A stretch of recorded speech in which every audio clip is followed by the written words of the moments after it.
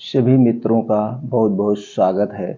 मित्रों, आज के वीडियो में हमें दो जानकारी मिलेगी। पहले भगवान महात्मा बुद्ध के उपदेश को जानेंगे, उसके बाद जानेंगे स्वास्थ्य से संबंधित बहुत ही महत्वपूर्ण जानकारी।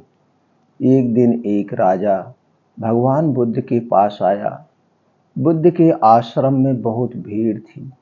राजा ने आग्रह किया कि वह एकांत में कुछ कहना चाहता है। बुद्ध बोले, मूदो नयन कतहि को नाही, सर्वत्र एकांत ही हवा। यही बोलो। राजा ने कहा कि मैं संन्यास लेना चाहता हूँ। बुद्ध गंभीर हो गए।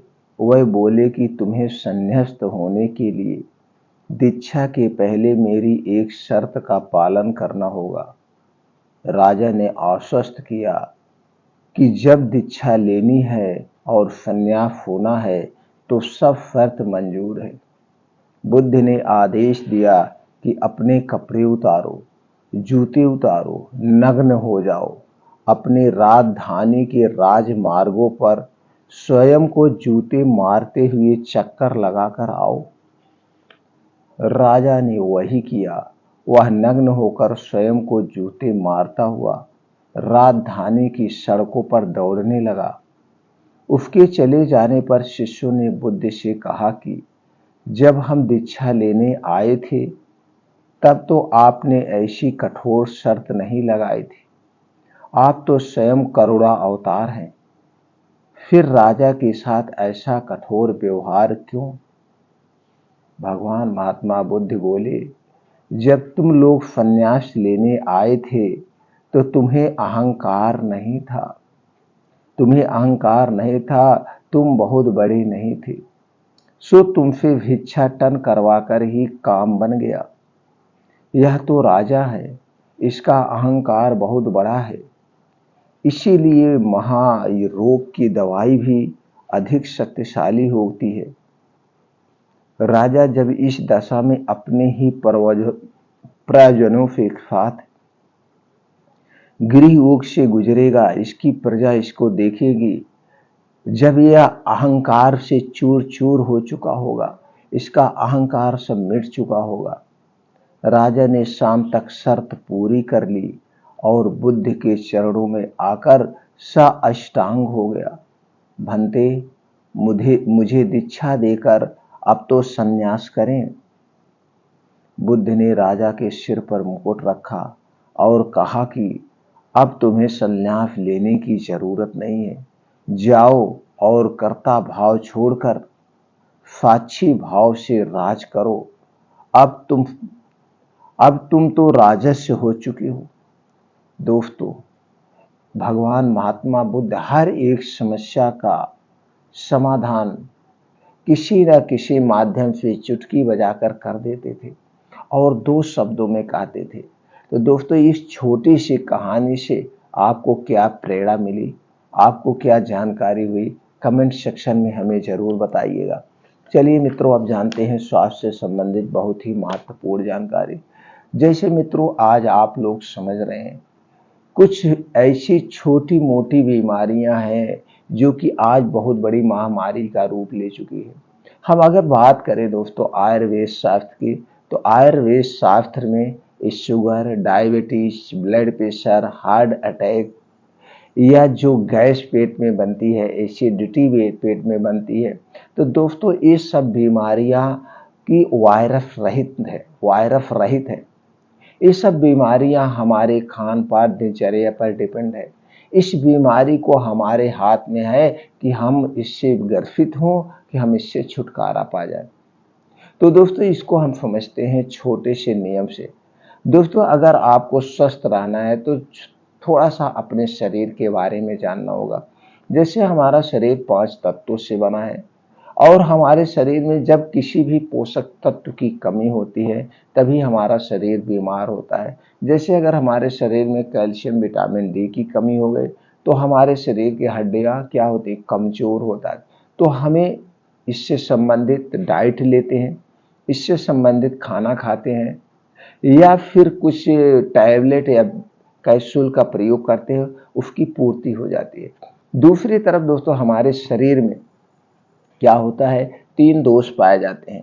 3 दोष, जब ये आपके शरीर के 3 दोष में कोई भी दोष बढ़ जाता है तभी हमारे शरीर में विकार उत्पन्न होते, अन्यथा विकार उत्पन्न नहीं होते।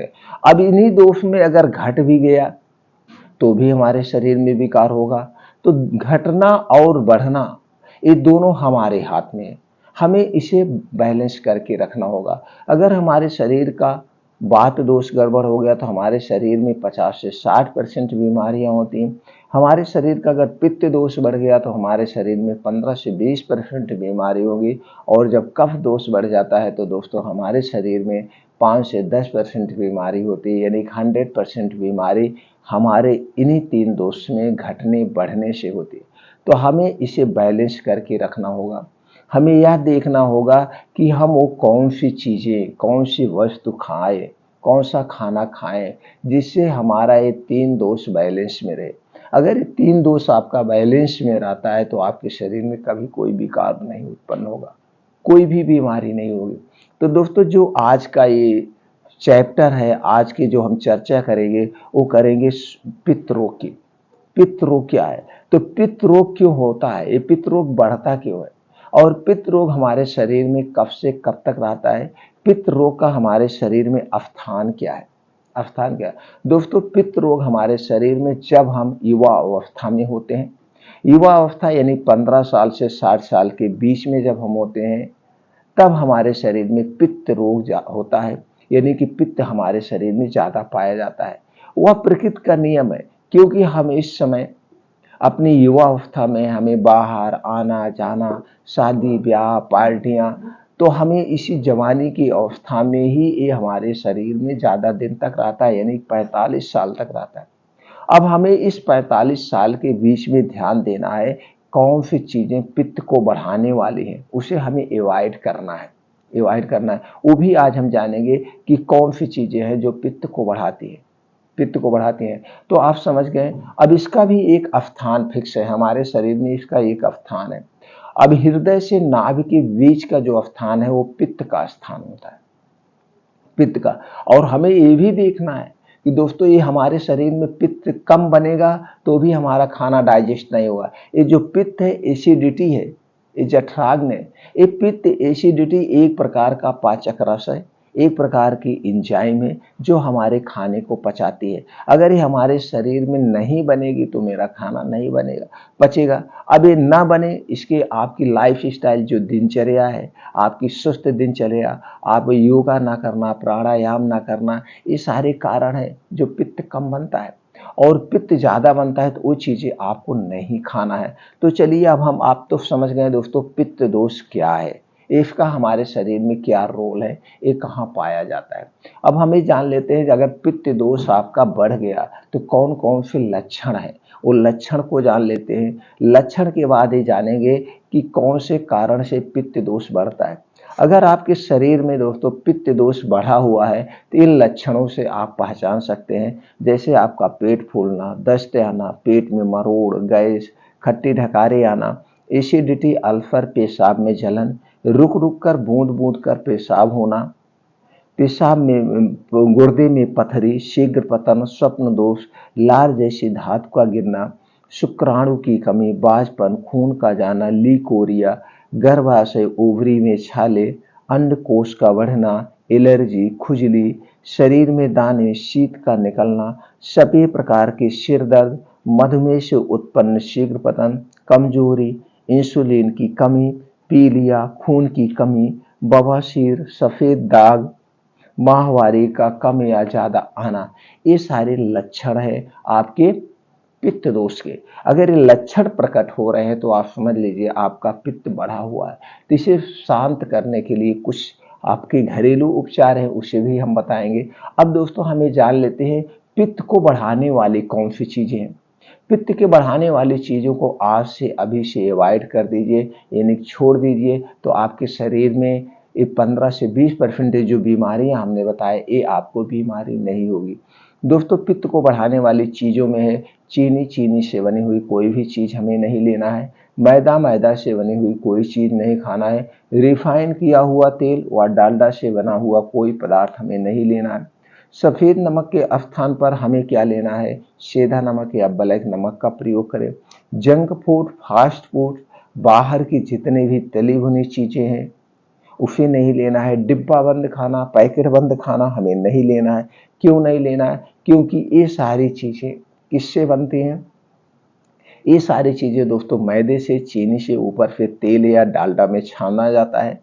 हमारे स्वाद को बढ़ाने के लिए इसमें कुछ बेस डाला जाता है और उसे कलरफुल बनाने के लिए, जैसे आप आइसक्रीम देख लीजिए कई फ्लेवर में आते हैं, आप बिस्किट देख लीजिए, टोस्ट देख लीजिए, सब कई फ्लेवर में आते हैं। यह मार्केट में जितनी भी मिठाइयाँ हैं सब कलरफुल आती है।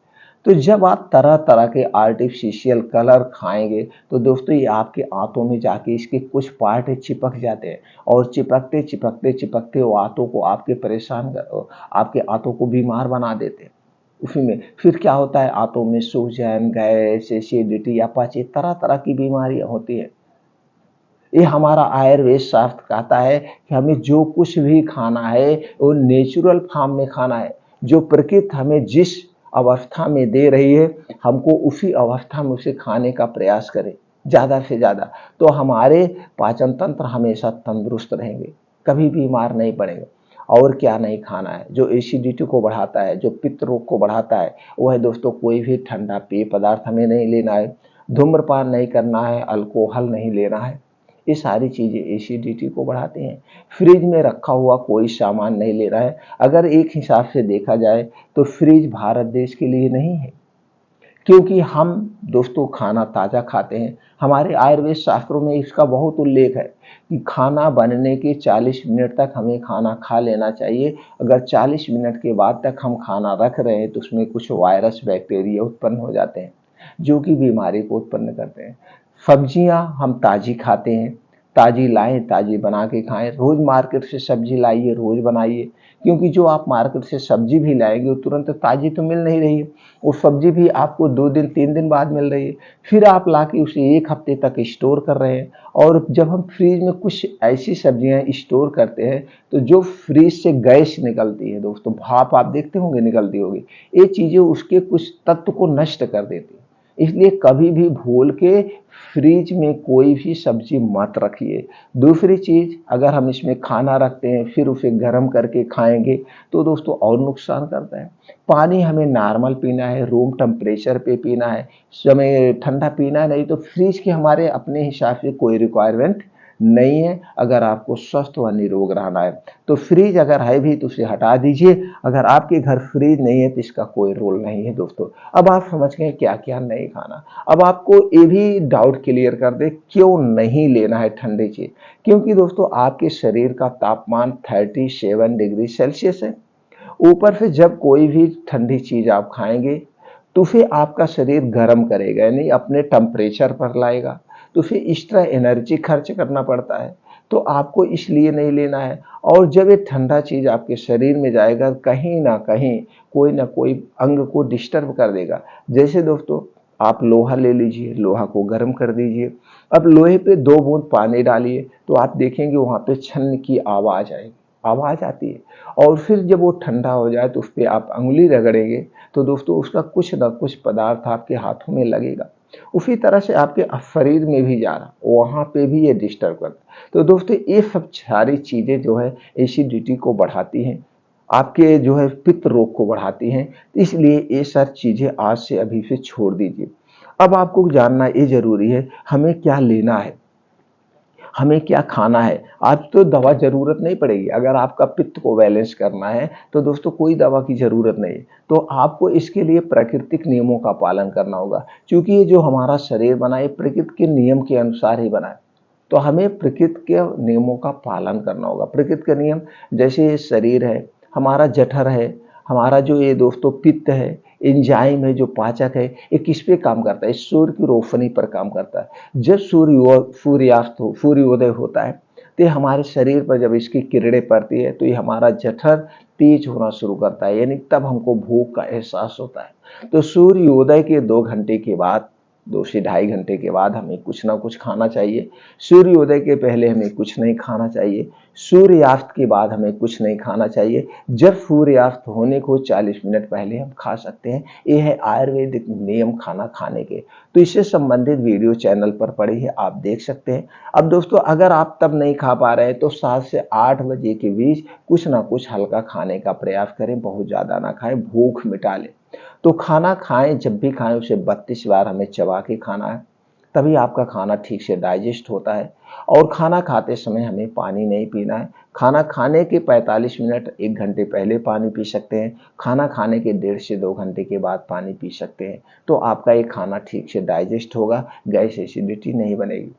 अब दोस्तों जब रात का खाना आप खाएं तो उसी मुद्रा में, यानी कि आप बैठे रहें आधे घंटे तक। उसके बाद आपको दोस्तों 1000 कदम फ्लो मुद्रा में चलना है, आराम आराम से।